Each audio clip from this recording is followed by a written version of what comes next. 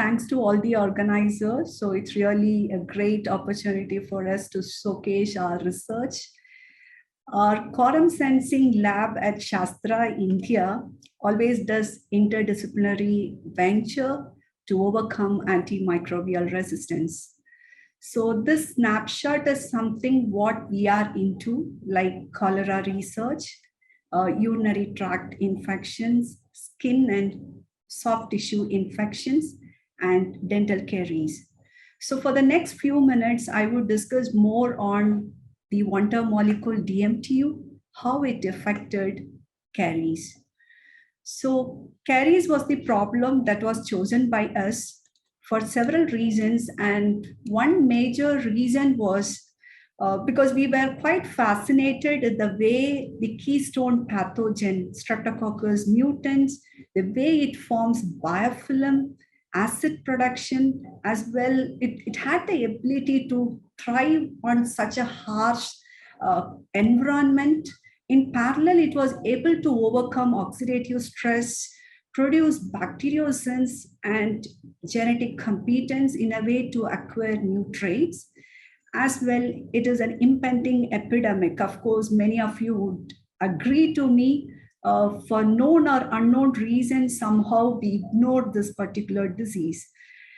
And once we chose the problem, we were trying to map what would be our challenge.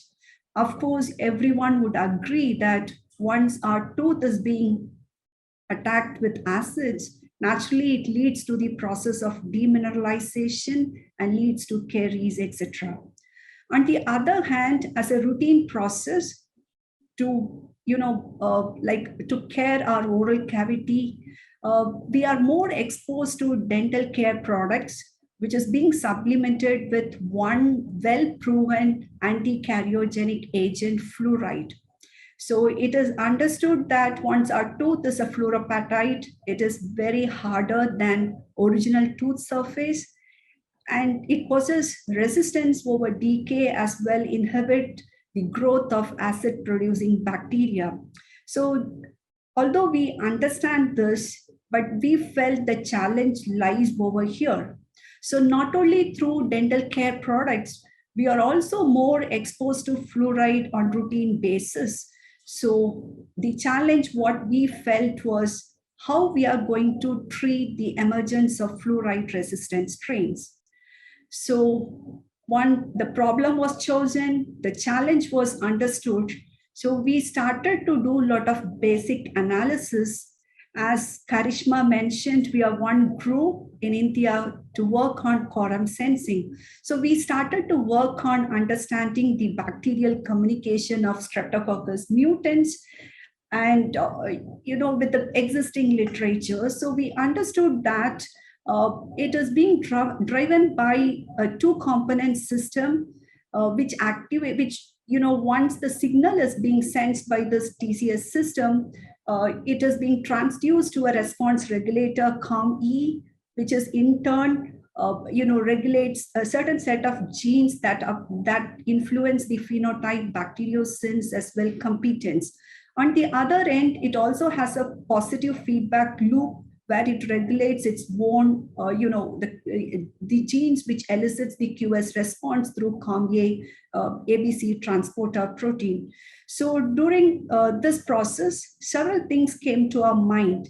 If we could identify an active principle that if it could block this pathway, can it be scored as an anti-infective? And if we could score an anti-infective, can it synergize with the known anti-cariogenic agent, fluoride? So these were something that came into our mind. So we naturally followed the signature process flow that we adapt in quorum sensing lab for the drug development. So in the first phase, we were into pathogen-specific virulence target identification. Then we move on to in silico screening of target-specific drugs using our in-house databases. Then slowly we move into the in vitro validation part, and finally we end up with preclinical studies. So as the first part of choosing the novel target, based on our understanding of quorum sensing circuit of Streptococcus mutans, we could make it that CALM-A could be one sole target that we could choose. So we started to understand its structural and functional properties. So on understanding its structure and functional properties, we were able to know that it has got evolved from bacteriocin associated ATP binding transporter family. And one of its domain, peptidase domain, we have taken forth to design our lead principles. And we also found it to be more conserved among prokaryotes. So we felt it could be one of the ideal target. And we have mentioned here as a novel target, the reason we were the first group to choose this molecule as a drug target. And this was the domain that we had taken forth for the screening of ligand molecules. So we were in the process of screening small molecules from our in-house database using Schrodinger's suite. So whatever the top hit molecules that we could score, our one-term molecule DMTU was able to score a higher, a better interaction score, as well by computational prediction, it crossed the toxicity, as well in parallel. It was not showing any toxicity in the cell line cytotoxicity assay that we carried out in HepG2 cell line. So it has proven it non-toxic in nature. So further, we proceed to synthesize using one-part synthesis method, which was confirmed using proton NMR, carbon C13 NMR, as well FTIR, and its purity was also parallelly checked. So in the next part of our study, we were trying to explore its anti-infective nature. So for which we had a set of clinical isolates received from JSS Medical College, Mysore, India. They were subjected to antimicrobial sensitivity and resistant profiling. So where you could find an interesting information from here, like the clinical isolate SM4 was showing multi-drug resistant, and SM5 was showing fluoride resistance. So for our further study, we have chosen these two clinical isolates along with the standard strains to understand the efficacy of DMTU against their growth as well biofilm. And this was the data that we could observe. So one point I want to emphasize over here. So whatever the concentration that we have chosen for this study, DMTU didn't show any effect on its growth.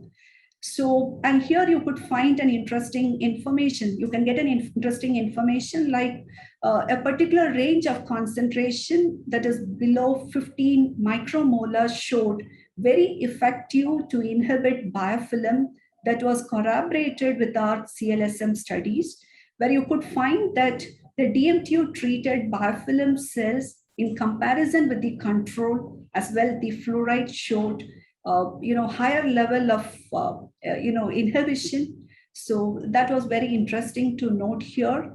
And meanwhile, another information we also sorted out here, where this molecule didn't show any effect in the preformed biofilm. So further, we started to explore on the effect of DMTU on the QS controlled genes, more specifically on the CALM-A controlled genes. So we have chosen a set of genes that control competence as well bacteriocin.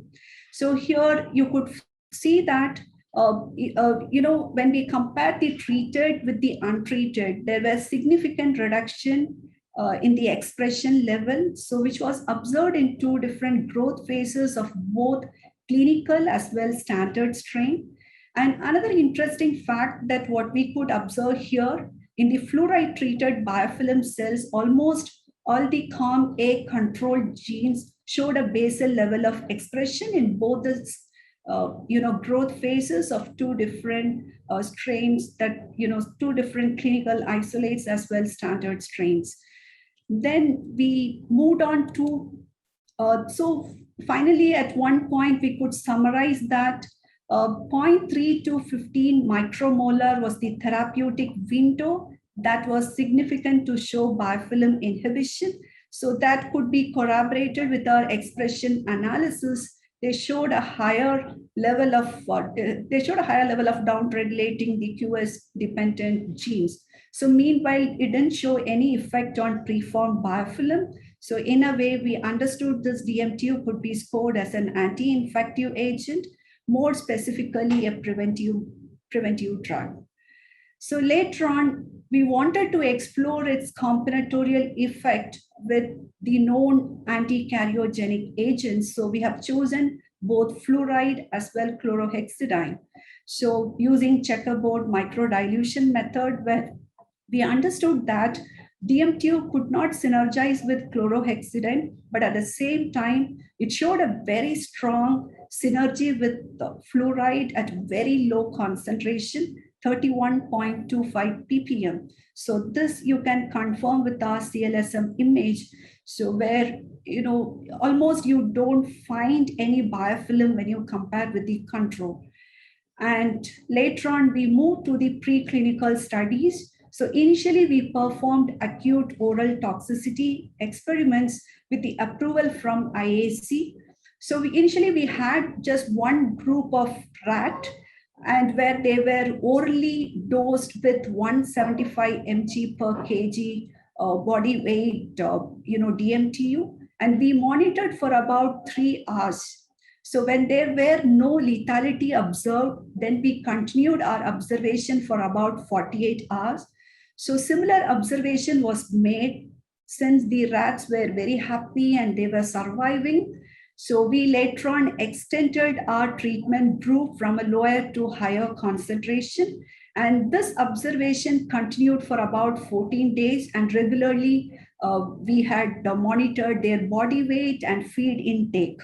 So after 14 days, when we could not observe any lethality, then we, pushed us forward to the efficacy studies, which was carried about 21 days in Vista rats. So we had different control and treatment groups. So in the control group, we had a normal control where they were not fed with sucrose diet, and the other normal control was fed with sucrose diet.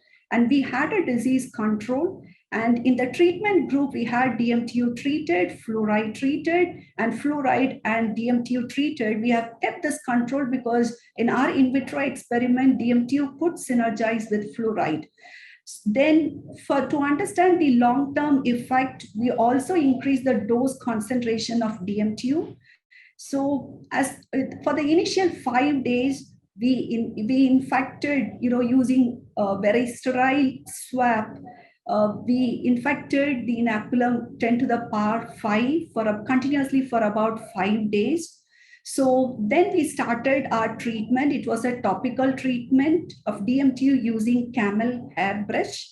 Then continuously we started to monitor, and after 21 days, necropsy was performed. And on our observation with the pathological data, so in the first observation, once when we extracted the tooth from different, treatment and control groups, we could make out that the diseased, the tooth that was extracted from the diseased group as well, the fluoride treated group showed black and brown lesions as well. The tissues in and surrounding those lesions were inflamed. But the degree of inflammation in fluoride treated one was quite lesser when compared to the diseased group. So meanwhile, in the DMTU treated and fluoride and DMTU treated, the lesions were comparatively much lesser. So this was corroborated with the colony forming unit from the treatment groups. They were much lesser when compared to the disease control. Then we started to analyze our histopathological data of liver tissues as well the dental tissues.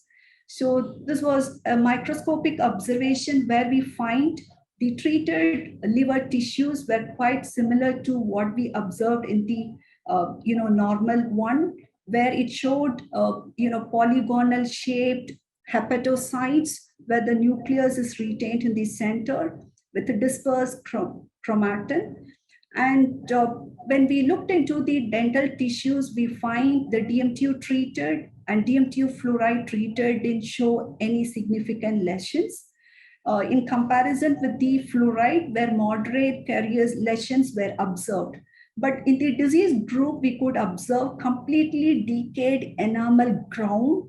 And we also noticed that then it reached to the depth of the tooth. So this gave an indication that that might be the route for the pathogen to enter into the bloodstream. So we also, in parallel, there were several research work supported our thought process.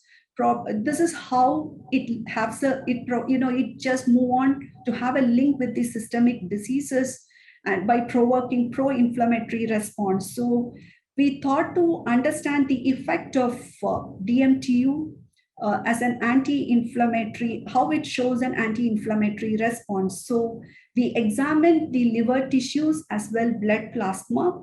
And in liver tissue, we could observe TNF alpha, CRP, and IL-6. So these inflammatory markers were quite reduced when compared to the disease.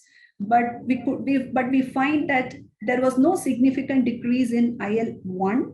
So meanwhile, we could also observe in the case of blood plasma, there was significant reduction in the treatment group, the inflammatory markers in the treatment group when compared to the disease control. But one important point I want to make it here, the level of down regulation of inflammatory markers that was quite higher in blood plasma when compared to the liver tissues. So in summary, this is how we try to give a solution to caries. So this is one molecule we understand to be an under molecule. By blocking the CAM-A pathway, probably we could score as an anti-infective agent. And it also shows to act as an adjuvant to enhance the activity of fluoride. Even at lower concentration, fluoride can show anti-karyogenic property.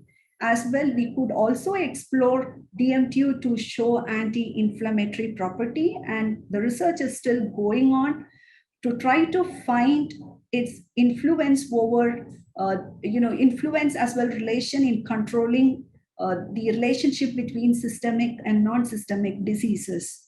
So the exploration of DMTU still continues. We have not stopped over here. So this is one work recently published in Microorganism in collaboration with HKU that was funded by MHRD Spark.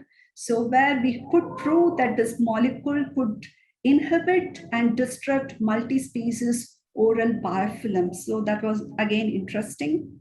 So I hope, on the course of understanding what exactly we do at Shastra India, you might have known that we have a very strong interdisciplinary team who works in computational biology, microbiology, chemistry, as well nanotechnology.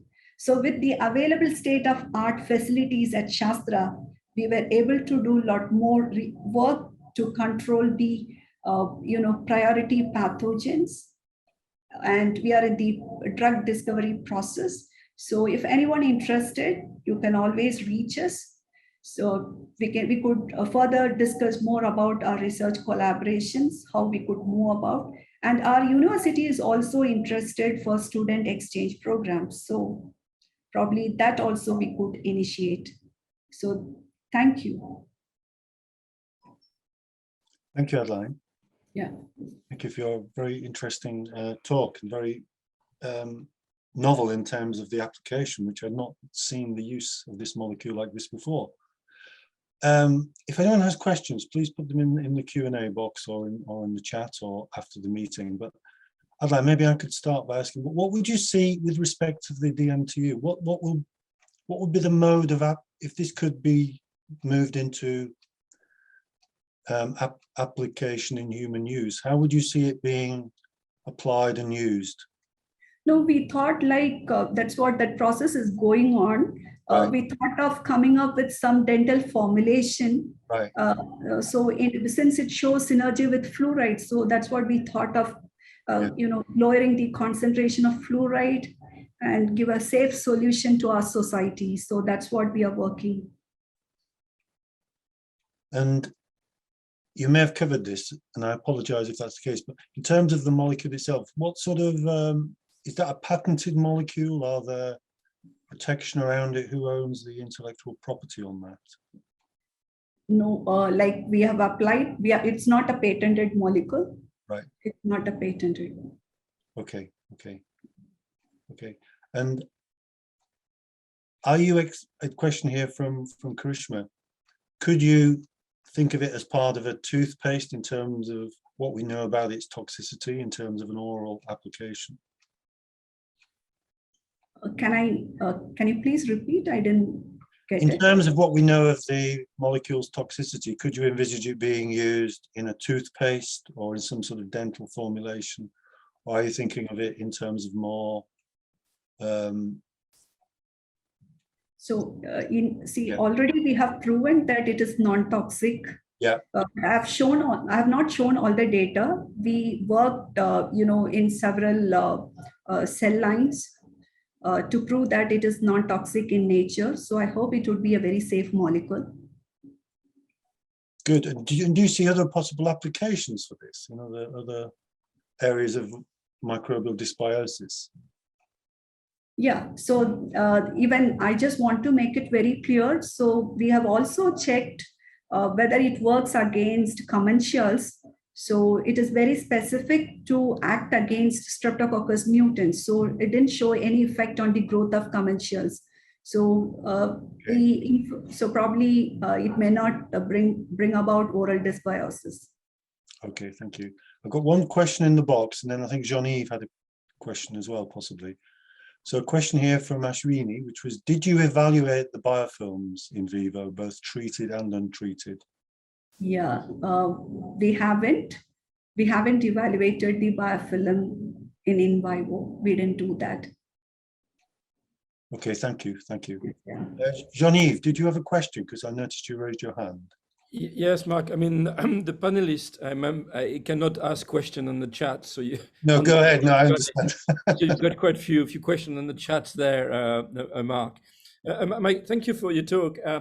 My question is, it's a very applied question. Is how easy it is to produce that molecules, and how expensive it is? Because I mean, if you're looking at an application in practice, and add that, for example, in a toothpaste or mouthwash, you're talking about really mass productions on obviously there are cheap consumer goods, so you don't want really to increase too much of things.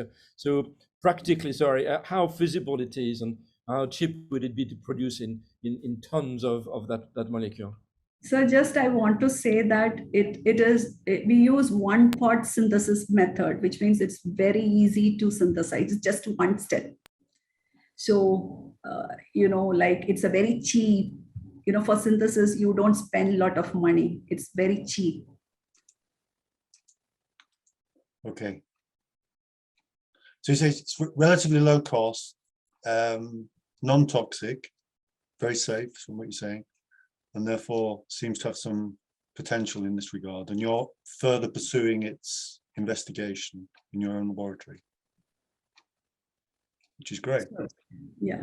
And did you synthesize this yourself for this series of work? Was this synthesized? That was a question that came in the chat.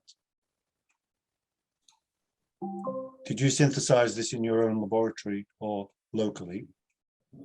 Yeah. So I just, we do it in our laboratory, right, synthesis, and we are in discussion with industries to further take it forward. Great. So we are in the process of preparing the formulations. So probably that we would patent and take it forward. That's great. Thank you very much. Yeah. Any other questions asked, they'll either appear in the chat or in the Q&A box, if you wouldn't mind answering those after your talk. So thank you very much for your presentation. We'll watch the development of this approach with much interest. Yeah, thank you. Thank you very much for putting up very clearly what it is you're looking for in terms of collaborations as well.